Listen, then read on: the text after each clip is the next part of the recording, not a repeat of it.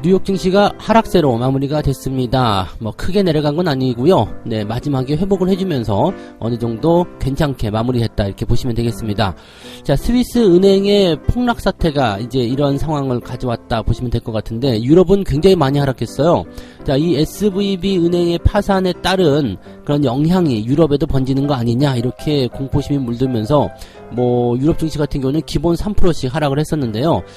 뉴욕 증시도 많이 떨어졌다가 다시 회복하는 모습이 나타났죠. 자, 어떻게 해소가 되고 있는지, 자, 악재는 또 크게 나오는 것인지 한번 알아보도록 합니다.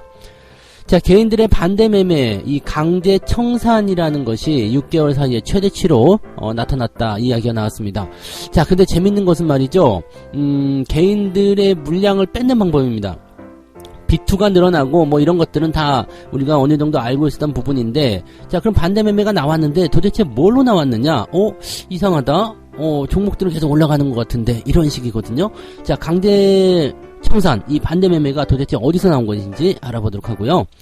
자, 아이폰이 올해 새롭게 부활할 것이다 이런 얘기가 나오고 있습니다. 그래서 아이폰 부품주들에게 관심이 좀 쏠려야 된다 이런 얘기가 좀 나오는데요. 그동안 이제 아이폰이 조금 부진했잖아요. 그랬었는데 이제 새롭게 나오는 거에서는 이제 정말 신기술, 엄청난 되게 좋은 것들이 많이 나오고 있다라고 합니다. 그래서 관련 부품주들 이제 고생 많이들 하셨는데 과연 부활할 수 있을지 알아보도록 하겠습니다.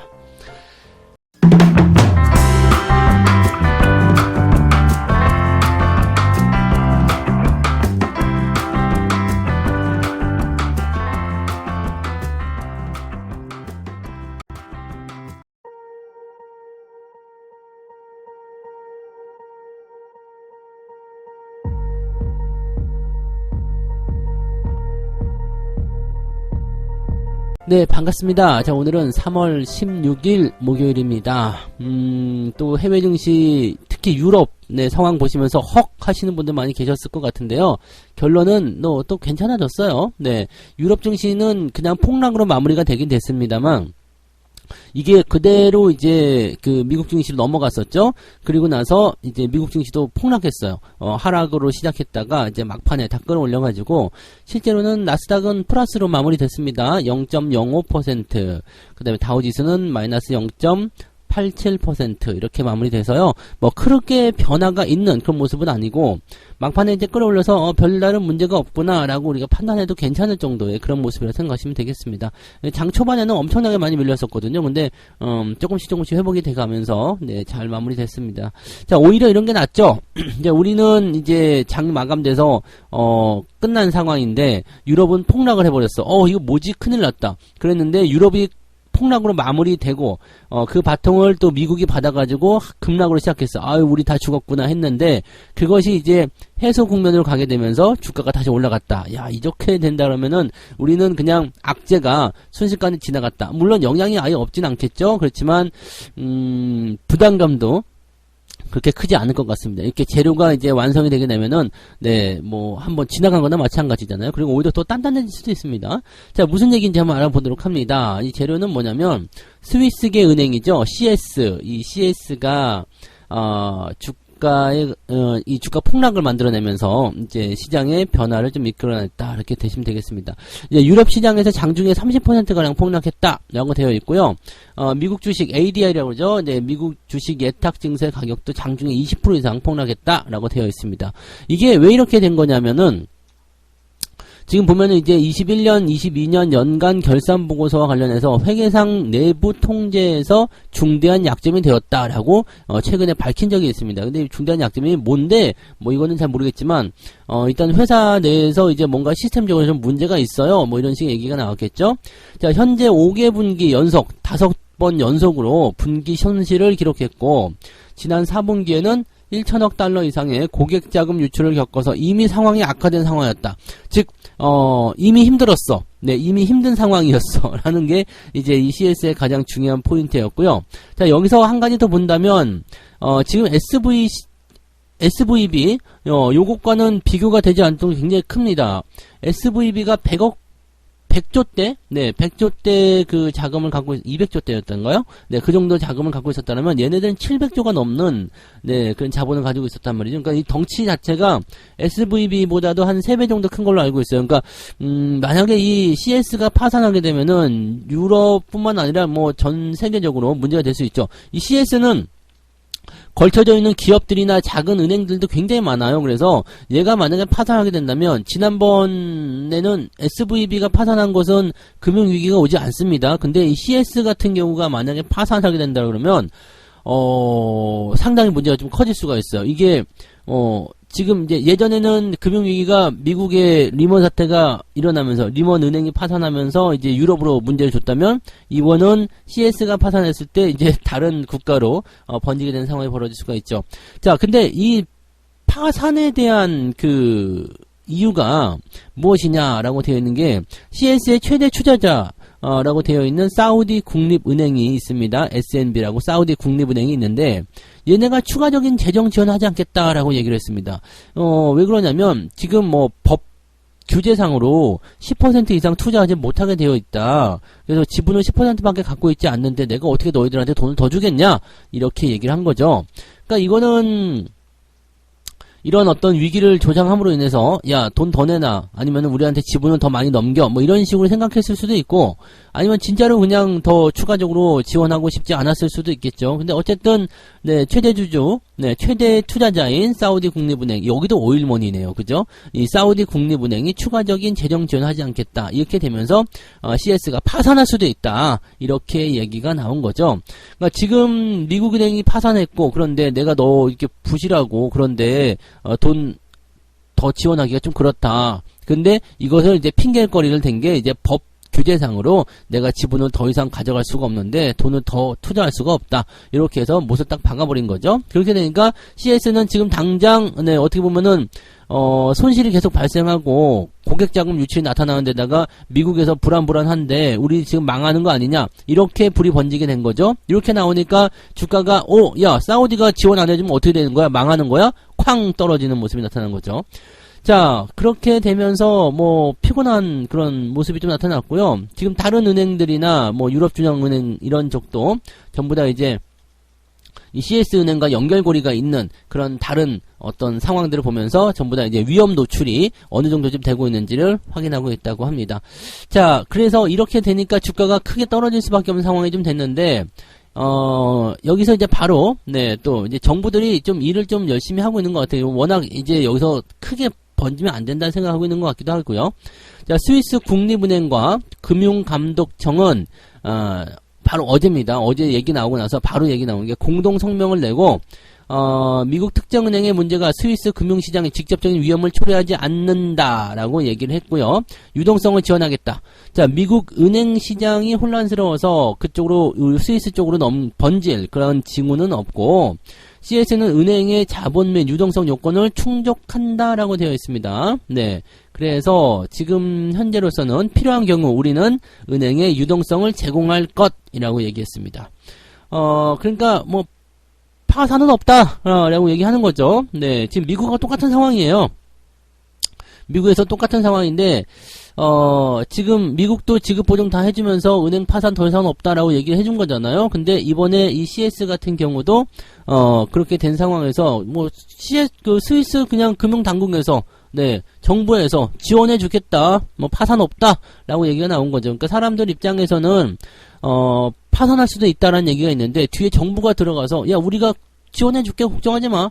네, 스위스 굉장히 돈 많은 나라인 거 아시죠? 얘네가 지원해 준다. 뭐 똑같은 상황이라고 보시면 되겠습니다. 그래서 망할 일이 없구나라고 얘기가 되면 사실 현재 시점에서는 굉장히 속으로는 골마 있다고 하더라도 일단은 네, 거기 최악의 상황까지는 가지 않는다. 네, 그렇게 생각하시면 될 것 같습니다. 그래서 지금 주가가 어느 정도 회복하는 모습 보여줬고, 어느 정도 영향은 있겠지만, 무사히 또 넘어갈 수 있다 보시면 되겠습니다.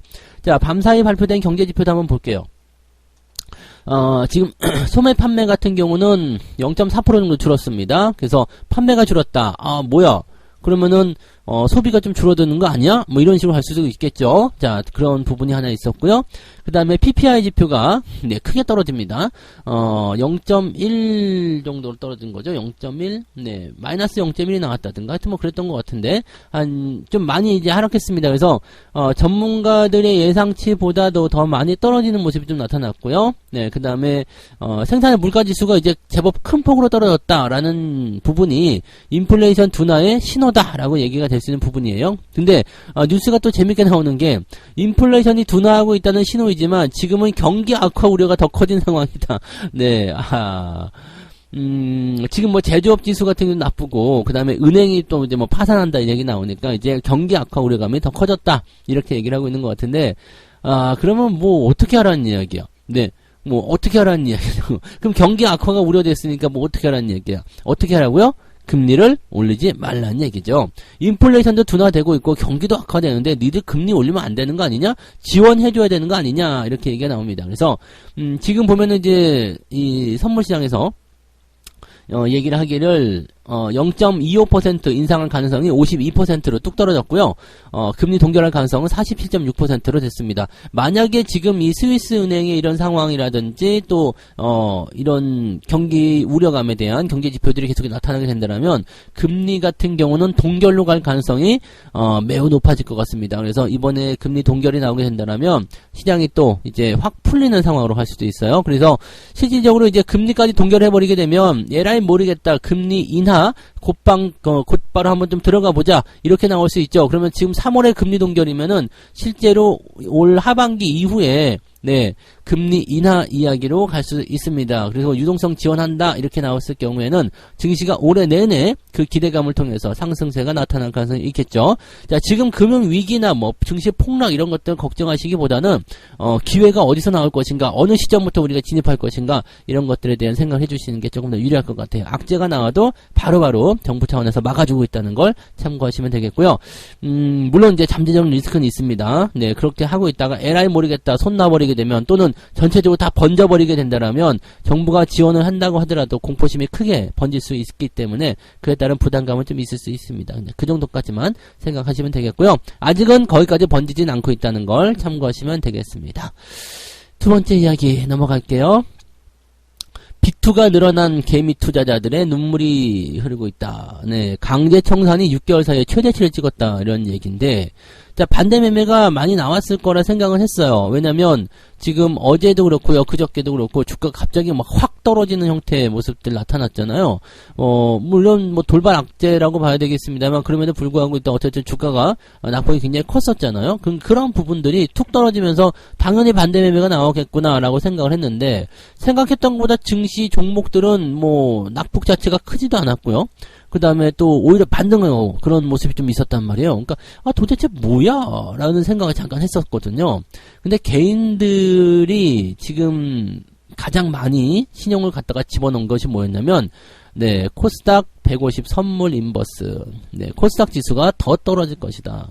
이쪽으로 이쪽으로 떨어질 것이다라는 부분들. 그다음에 코스닥 선물에 대한 그런 내용들, 이 주가 종목의 흐름에 따라서 이제 변동성을 나타낸다라고 되어 있는 부분이죠. 그러니까 실질적으로 이제 그 코스닥 지수가 상승을 하게 되면 인버스는 떨어지게 되어 있잖아요. 그러니까 거기에 따른 어떤 그 반대 매매가 확 발생한 부분이에요. 그러니까 쉽게 얘기하면은 나는 코스닥 지수가 떨어질 거라 생각했는데 지금 2차 전지주들 관련해 가지고 막 치고 올렸잖아요. 그러니까 요 반대 매매 물량이 많이 나왔다는 얘기예요. 그러니까 주가가 더 떨어질 것 같았는데가 아니라 그냥 막 올라가 버리죠. 오늘 같은 경우, 어제 같은 경우죠. 코스닥이 막 3%대 올라가 버리고, 그러니까 뭔가 좀 이상하다 싶잖아요. 근데 그럴 수도 있겠다라는 생각이 좀 든 거죠. 자, 비투 같은 것이 종목으로 들어간 게 아니라 ETF로, 시장의 하락으로 이제 들어갔다. 물론 이제 직접적으로 종목으로도 들어갈 수도 있었겠습니다만, 반대 매매라는 부분들, 이 거꾸로 투자할 수 있는 부분들은 실제로 종목에게 대응되는 부분이 또 아니란 말이에요. 그러니까 우리 뭐 공매도 같은 경우는 갔다가 밑으로 때리는 쪽으로 대응할 수도 있고, 뭐 주식 선물 같은 경우 그렇게 할 수도 있겠습니다만, 그게 아닌 것 같은 경우는 지금 이 ETF가 최고잖아요. 코스닥 선물 인버스 뭐 이런 쪽으로 투자를 할 필요가 있다는 얘기죠. 그러니까 그쪽으로 이제 비투를 집어넣어가지고 증시가 하락할 거다라고 많이 집어넣었는데 이게 땡겨 올라가니까 주가가 쾅 하고 떨어지면서 이제 손실을 보게 되는 상황이 벌어진 거다. 자, 그러면 이제 신용이 많이 들어온 게 주가 하락에 베팅을 했었다라면 이것이 모니터링이 됐을 거 아니에요. 그죠? 그쪽으로 해서 이제 상황을 좀 반대로 만들었을 거고, 그래서 주가가 계속 올라가니까 여기서 또 청산 물량이 많이 나왔을 거고요. 그래서 이렇게 청산된 물량을 다시 빚내가지고 종목으로 들어갔더니 또 종목이 쾅 떨어져서 변동성을 보이고, 다시 막 계속 이러는 것 같아요. 그래서 다시 떨어질 거다 또 대응하니까 다시 또 올라가면서 변화가 일어나고, 개인들이 대고 엇박자 타고 있는 모습인데, 이렇게 레버리지를 좀 걸어버리는 순간이 돼버리게 되면은요, 증시가 위로 올랐다 내렸다 할 때마다 변동성이 크게 늘어나기 때문에 견디기가 굉장히 어려워집니다. 그래서 이런 것들은 별로 좋지 않다고 보셔야 됩니다. 최근에 신용융자 잔고가 급증한 종목들도 대체적으로 주가가 좋지 않다라고 되어 있습니다. 그래서 이런 변동성들이 많이 커지고 있다는 부분들이 투자자 입장에서는 굉장히 좀 안 좋은 상황을 보시면 되겠어요. 개별 종목뿐만 아니라 전체적인 비투 규모도 늘었다. 지금 18조 3,400억, 지난 13일에 최대죠. 엄청나게 많은 거예요. 그 중에서도, 코스닥의 신용융자가 빠르게 늘었다. 이 얘기 제가 지난번에 해드렸잖아요. 그래서 지금 9조 원이 넘어가는 상황으로 가장, 지난해 6월 이후로 지금 코스닥의 신용 규모가 가장 많다는 겁니다. 이거는 2차 전지가 많이 상승했고, 또, 반대로, 지금까지는 이제 그 상승에 대한 부분들을 반대로 또 베팅하기 위한 그런, 인버스 이쪽 투자하는 비투도 늘었다. 그러니까 개별 종목에도 늘어나고 이쪽도 늘어나고 하다 보니까 그거 가지고 그냥 들었다 놨다 해버리는 거죠. 그럼 시장에서 올려놓고 막 들었다 놨다 하니까 정신을 못 차리는 상황이 좀 벌어진 겁니다. 이게 순서의 차이일 뿐입니다. 비투가 많이 들어가 있는 거, 신용이 많이 껴있는 종목들은 반드시 이 배에 기름이 끼게 되어 있어요. 어떻게든 덜어내야 되니까 그런 부분이 있는 거고, 자, 반대 매매 같은 경우 계속 나타나고 있습니다. 지금 월 평균 반대 매매 금액이 10월 평균 113억 원이었는데 이번 달에는 229억 원. 그래서 6개월 내 최대치를 찍었다. 뭔가 대단하게 변동성이 커졌거나 그런 것도 아닌데 반대 매매 규모가 굉장히 크게 나타나고 있다는 얘기입니다. 그러니까 좀 무리해서 투자하는 그런 경향이 좀 있는 것 같다라고 생각을 해봐야 될 것 같아요. 그러니까 이 부분들 참고해 보시기 바랍니다. 그래서 빚내서 투자하는 거는 결코 옳지 않죠. 그러니까 이런 것들 항상 조심하시는 게 좋은 거고요. 제가 보기에는 비투 이런 것들이 여러분한테 결코 도움이 되는 투자가 아닙니다. 그래서 그런 부분들 꼭 참고해 주시면 좋겠습니다. 항상 여유 자금으로 투자하자는 거 잊지 마시고요. 지금 이렇게 자꾸 비투가 늘어나고 이런 융자 이런 것들이 늘어나는 상황이라면 코스닥 시장은 변동성이 더 커질 수 있다는 걸 꼭 참고하시기 바랍니다. 물론 변동성에서 기회를 찾을 수 있겠지만 그렇지 않은 경우에는 크게 피해를 볼 수 있다는 것만 기억하시면 되겠네요. 자, 세 번째 이야기 넘어갈게요. 아이폰 쓰시는 분들 조금 이제 갤럭시한테 밀리는 것 같아서 기분 나빠 이렇게 생각하시는 분 계셨을 텐데, 자, 아이폰이 슬슬 부활한다는 얘기가 있습니다. 애플 아이폰의 애플 아이폰에게 납품하는 국내 부품주 LG이노텍. 이 LG이노텍이 아주 그냥 작년부터 해가지고 그냥 어찌나 이게 지랄 같았는지, 그죠? 지금 6개월 정도 해가지고 약 30% 정도 가까이 하락을 했다고 나와 있는데요. 그리고 BH, 이 PCB 하는 회사죠. 요쪽도 30% 가까이 떨어졌다고 합니다.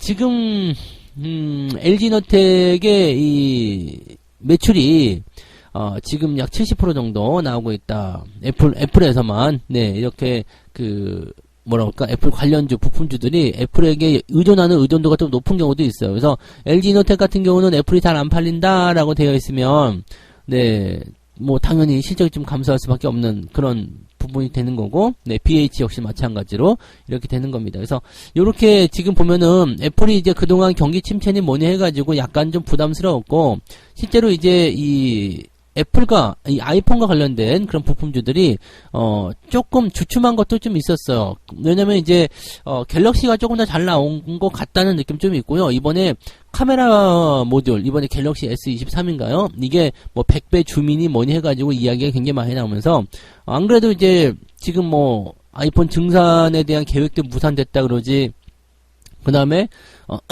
이제 중국 공장, 네, 그런 부분에 대해서도 이제 뭐 그런 것도 있었고, 또 수요의 둔화 이런 것들도 있고 막 그러고 있었던 상황이었잖아요. 그러니까 요런 상태가 이제 굉장히 좀 안 좋게 많이 다가왔었던 거죠. 그러다 보니까 좀 위축되고 많이 그랬었는데, 자, 일단 지금 현재 상황에서는 이 애플 아이폰에 대한 부분들이 이제 새로운 국면을 맞이하게 될 것이다 라고 얘기가 나오고 있습니다. 그러니까 뭔가 희망적인 메시지가 나오기 시작한 거죠. 이제는 뭐 따지고 보면은요, 뭐 수요가 좀 다시 증가할 것이다 라는 전망이 나오고 있는 거고요. 그런 거 보면은 이제 삼성이 약간 좀 빠르게 대응을 잘 하는 것 같아요. 이 애플은 주춤거리고 있을 때 삼성은 갖다 막 지르잖아요. 막 그래서 신제품이 먼저 나오고 막 그런 부분이니까 좀 빠르게 잘 진행하고 있는 것 같다 생각 좀 듭니다. 뭐 어쨌든 다시 애플로 넘어오면 애플의 이런 그 수요가 증가할 것이다. 중국의 리오프닝으로 공장이 재가동된다. 이게 제일 크겠죠. 공장이 놀지 않고 이제 재가동돼서 돌아간다. 이렇게 되면은 충분히 이제 판매량이 늘어날 수 있다라고 볼 수 있는 부분이 됩니다. 그 다음에 수요가 또 증가할 수 있죠. 중국이 리오프닝이 되기 때문에 수요가 증가한다. 그 다음에 이제 신작, 네, 신제품 아이폰 15. 네, 아이폰 15가, 15, 15개. 뭐라고 해야 됩니까? 이거 아이폰, 네, 뭐, 15? 네.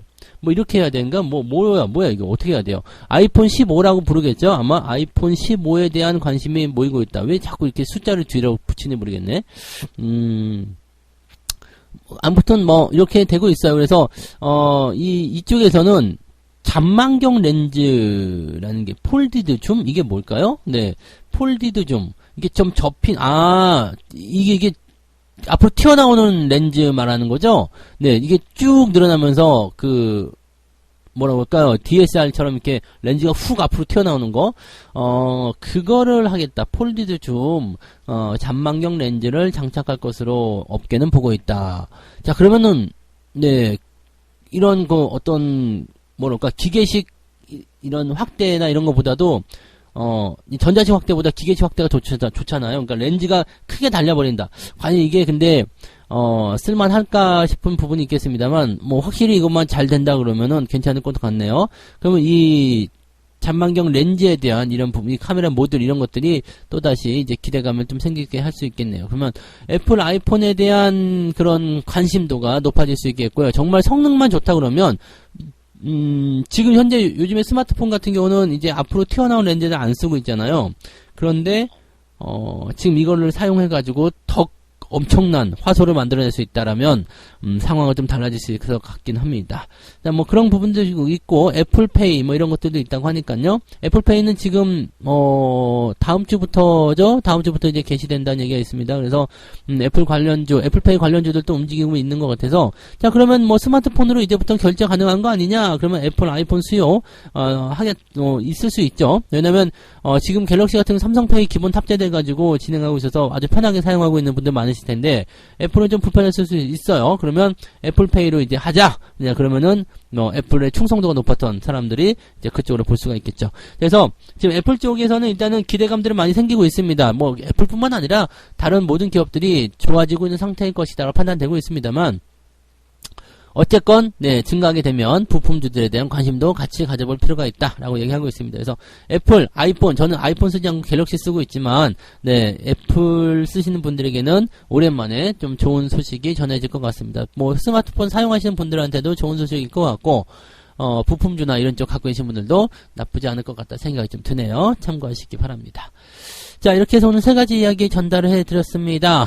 스위스 은행이 폭락하면서 미국 증시가 출렁, 유럽 증시는 폭락 이렇게 돼 있는데 국내 증시는 어떻게 좀 얍샬하게 잘 넘어간 것 같아요. 우리 증시는 물론 영향은 좀 있을 거예요. 근데 다 문제 해결되고 나서 네, 된 것 같아요. 그러니까 어떤 논란의 중심에 있던 게 아니라 사건이 다 끝나고 나서 뭐야 무슨 일이었어? 어젯밤에 큰일 났었잖아. 아이고 그랬대? 네, 그런 정도. 네, 뭐 태풍이 간밤에 이제 내 사업장을 휩쓰고 지나갔어. 근데 난 집에 있어서 안전했어. 그런 거죠. 뭐 그날 당직 쓰고 있던 사람들은 힘들었다. 뭐 그런 식의 얘기 나올 겁니다. 그러니까 우리도 피해는 있겠지만 뭔가 이 영향은 좀 있을 거예요. 근데 그렇게까지 큰 출렁거림은 없을 것이다라고 생각하시면 되겠습니다. 지금 정부가 전부 다 지급 보증해주고 있는 상태라서 별 문제 없을 것 같아요. 자, 강제 청산이 6개월 사이에 최대, 즉 반대 매매가 최대 늘어나고 있다는 얘기인데, 방향성에 투자하거나 뭐 종목에 투자하거나 다 좋은데요. 지금처럼 이제 변동성이 심한 시기에서 이런 신용 거래를 한다든지 이렇게 나오면 굉장히 안 좋다는 것만 꼭 기억하시면 되겠습니다. 절대적으로 이런 레버리지나 이런 것들은 아직은 써야 될 시기가 아니라는 것만 기억하시기 바라고요. 자, 부진했던 아이폰이 부활했다, 부활하고 있다, 부활할 것이다, 이런 얘기가 나오고 있습니다. 여러 가지 부분에서 지금 보면은, 이제 많이 개선될 것이라는 전망이 나오고 있어서 기대감을 좀 가져보는 것도 좋을 것 같아요. 자, 책 한 꼭지 읽고 마무리하겠습니다. 주가가 천장에 다다르면 장밋빛 같은 밝은 정보가 투자자의 눈에 계속 들어와서 지금 사더라도 충분히 시세 차익을 기대할 수 있을 것 같은 욕망을 불태우게 한다. 주가 상승이 사람들의 욕망을 유혹한다고 하면 주가의 큰 폭 하락은 어디까지 내릴지 모른다고 하는 공포심을 불러일으킨다. 여러분들은 어디에 속해 있을까요? 네, 공포에 속해 있으면 안 됩니다. 네, 그런 거 신경 쓰지 않으셔야 되는 그런 거 잊지 마시고요. 항상 중립적으로 객관적인 자세들, 객관적인 흐름들 잘 이어가시기 바랍니다.